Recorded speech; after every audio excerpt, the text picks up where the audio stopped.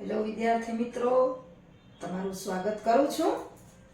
હું લઉં છું ધોરણ 10 ગણિત અને એની અંદર પ્રકરણ નંબર 3 દ્વિચલ સુરેખ સમીકરણ યુગ્મ. પ્રકરણ 3 દ્વિચલ કે જેમાં બે ચલ હોય. સુરેખ સમીકરણ યુગ્મ. યુગ્મ એટલે જોડકું, જેમાં બે સમીકરણો આપેલા હોય અને એના ઉપરથી આપણે દાખલા ગણવાના છે. હવે એમાં હું લઉં છું સ્વાધ્યાય 3.1.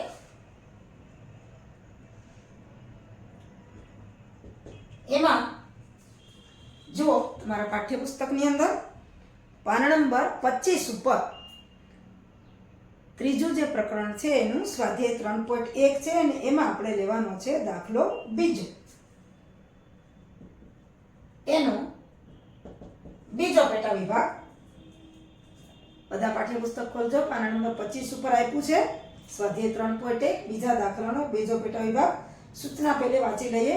નીચેના સુરેખ સમીકરણ યુગ્મથી બનતા રેખાઓ એક બિંદુમાં છેદે છે કે સમાંતર છે અથવા સમપાતી છે તેમ a1 ના છેદમાં a2, b1 ના છેદમાં b2 અને c1 ના છેદમાં c2 ગુણોત્તરોની તુલના કરીને નક્કી કરો. એમાં આપણે બીજો પેટા વિભાગ આવ્યો છે 9x + 3y + 12 = 0.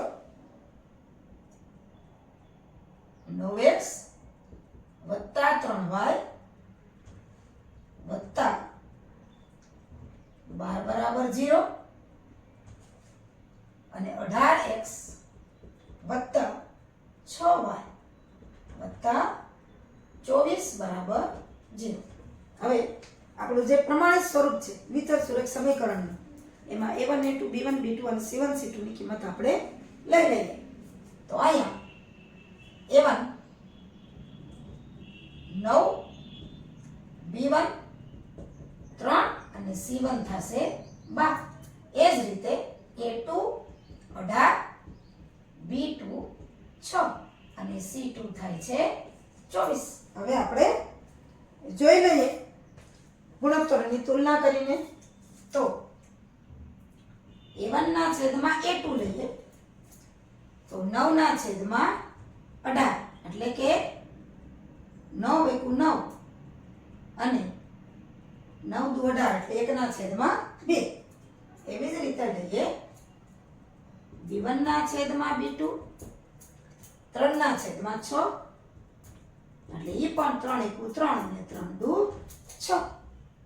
એ જ રીતે લઈએ c1 ના છેદમાં c2 તો શું છે 12 ના છેદમાં 24 એટલે કે 12 ના છેદમાં 24 એટલે કે 1 ના છેદમાં 2. 12 × 2 = 24.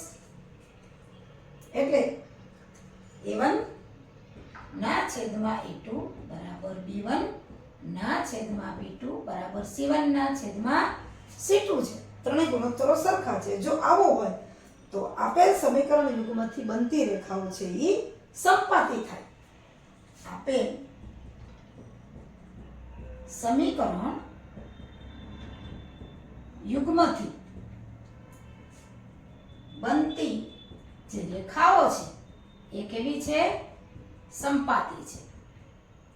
એટલે આ જે સમપાતી રેખાઓ છે એનો અનંત ઉકેલ આવે. ઉકેલને આપણે કઈ ચોખવટ નથી એટલે આપણે કહેતા નથી, પણ આ બે સમીકરણ દ્વારા જે રેખાઓ બને છે એ બે સમપાતી છે, અનંત ઉકેલ છે. આ આપણે શોધવાનું હતું.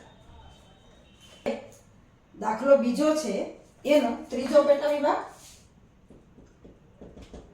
જો સમીકરણ 6x - 3y + 10 = 0.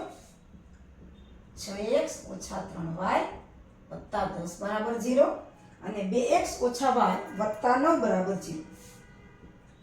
2x - y + 9 = 0. આમાં પણ આ સમીકરણ યુગ્મથી બનતી રેખાઓ એક બિંદુમાં છેદે છે કે સમપાતી છે કે સમાંતર છે આપણે જોવાનું છે. હવે જોઈએ પ્રમાણિત સ્વરૂપ પ્રમાણે a1 એટલે કે 6, b1 -3 અને c1 છે 10. ત્યાર પછી a2 2, b2 કાંઈ નથી એટલે -1 અને C2 છે 9. હવે આમાં ગુણોત્તર લઈ લઈએ આપણે અમલમાં લીધો તો એ જ રીતને એટલે A1 ના છેદમાં A2 બરાબર 6 ના છેદમાં 2 એટલે આવશે 2 6 એટલે કે 3 એટલે A1 ના છેદમાં A2 બરાબર 3. હવે લઈએ આપણે B1 ના છેદમાં B2 -3 ના છેદમાં -1 -3 ના છેદમાં -1 છેદમાં 2 માં ઓછા છે એટલે આવશે 3 ના છેદમાં 1 એટલે 3 જ થાય એટલે કે B1 ના છેદમાં B2 બરાબર 3. હવે લઈએ C1 ના છેદમાં C2 C1 ના છેદમાં C2 10 ના છેદમાં 9. આમાં ક્યાંય પણ છેદ ઉડશે નહીં એટલે આપણે જોઈએ કે અહીંયા જોયું A1 ના છેદમાં A2 3 છે, B1 ના છેદમાં B2 પણ 3 છે, પણ C1 ના છેદમાં C2 છે 10 ના છેદમાં 9 છે એટલે આપણે લખી શકીએ કે A1 ના છેદમાં A2 બરાબર B1 ના છેદમાં B2 but is not C1 ના છેદમાં C2. આ બે બરાબર છે પણ આ C1 ના છેદમાં C2 આની બરાબર નથી. તો આનો અર્થ કે આપેલ સમીકરણ યુગ્મથી બનતી રેખાઓ છે એ સમાંતર છે. આપેલ સમીકરણ યુગ્મથી બનતી રેખાઓ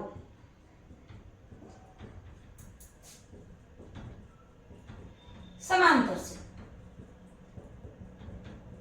સમાંતર રેખા હોય ત્યારે એનો ઉકેલ હોય નહીં, પણ આપણને ઉકેલની કાંઈ પૂછ્યું નથી, પણ એમ જ કીધું છે કે રેખાઓ કેવી છે, એક બિંદુમાં છેદે છે કે સમાંતર છે કે સંપાતી છે. તો આપણે કહીએ કે આપેલ જે સમીકરણ યુગ્મ છે એના દ્વારા જે રેખાઓ બને છે એ રેખાઓ છે એ એકબીજાને સમાંતર છે.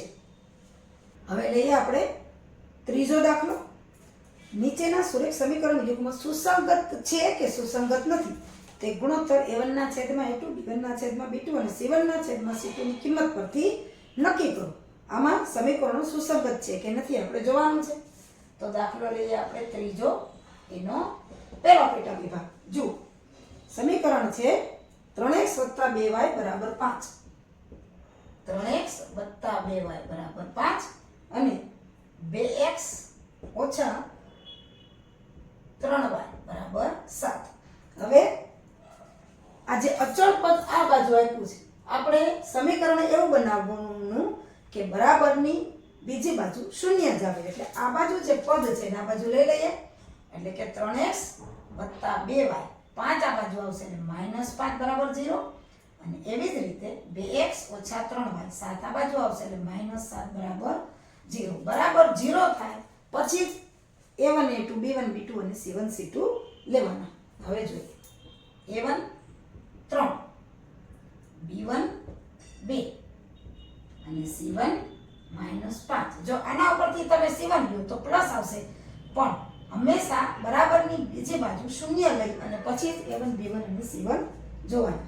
એવી જ રીતે A2 2 B2 -3 અને C2 બરાબર -7. હવે આપણે ગુણોત્તરો લેવાના છીએ એટલે કે A1 ના છેદમાં A2 બરાબર 3 ના છેદમાં 2. આમાં ક્યાંય છેદ ઉડવાનો નથી. ત્યાર પછી B1 ના છેદમાં B2 બરાબર 2 ના છેદમાં -3. આ પણ ક્યાંય છેદ ઉડવાનો નથી. અને C1 ના છેદમાં C2 બરાબર -5 ના છેદમાં -7. આમાં પણ ક્યાંય છેદ ઉડવાનો નથી. જો આ બે બરાબર નથી એટલે કે A1 ના છેદમાં A2 is not B1 ના છેદમાં B2 સરખા નથી, કારણ કે 3/2 છે 2/3 છે પાછું અહીં માઈનસ છે. એટલે કે જો આવું હોય તો સમીકરણો છે એ સુસંગત છે. આપેલ સમીકરણ યુગ્મ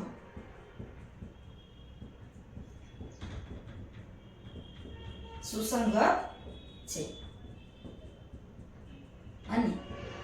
અને એક અને માત્ર એક જ ઉકેલ હોય અને સમીકરણ આ જે રેખાઓ છે એક બિંદુમાં છેદતી હોય, એક ઉકેલ હોય અને સમીકરણો સુસંગત છે. આપણે સુસંગત છે કે નહીં જ કીધું છે એટલે આપણે ઉકેલની કઈ વાત નથી કરવાની.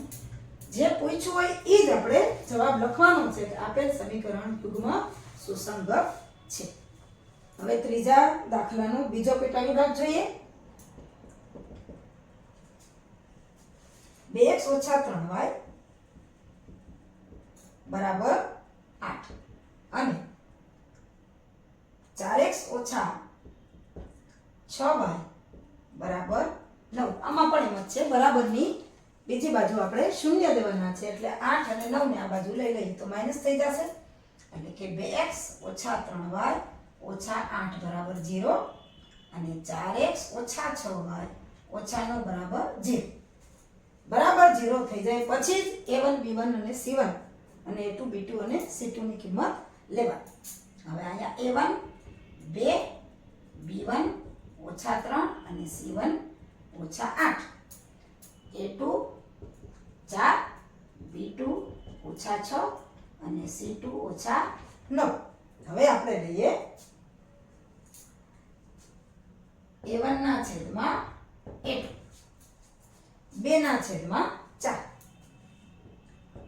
2 દુ 4 આપણને ખબર છે એટલે 1/2 થાય એટલે a1 ના છેદમાં a2 બરાબર 1/2. હવે લઈએ b1 ના છેદમાં b2 b1 ના છેદમાં b2 -3 ના છેદમાં -6 -3 ના છેદમાં -6 માઈનસ નીકળી જશે એટલે 3 ના છેદમાં 6 તો એ પણ આવશે 1/2 એટલે કે b1 ના છેદમાં b2 બરાબર 1 ના છેદમાં 2. ત્યાર પછી c1 ના છેદમાં c2 લઈ લઈએ. c1 ના છેદમાં c2 -8 ના છેદમાં -9 એમાં ઓછા નીકળી જશે બાકી 8 અને 9 ક્યાંય છેદ ઉડવાનો નથી એટલે આપણે લખી શકીએ જો a1 ના છેદમાં a2 1/2 b1 ના છેદમાં b2 1/2 એટલે આ બે સરખા છે પણ c1 ના છેદમાં c2 સરખા નથી એટલે કે a1 ના છેદમાં a2 બરાબર b1 ના છેદમાં b2 is not c1 ના છેદમાં c2. અને જો આવું હોય તો આપેલ સુરેખ સમીકરણ યુગ્મ છે એ સુસંગત નથી. તો આપણે લખીએ કે આપેલ સુરેખ સમીકરણ યુગ્મ સુસંગત નથી.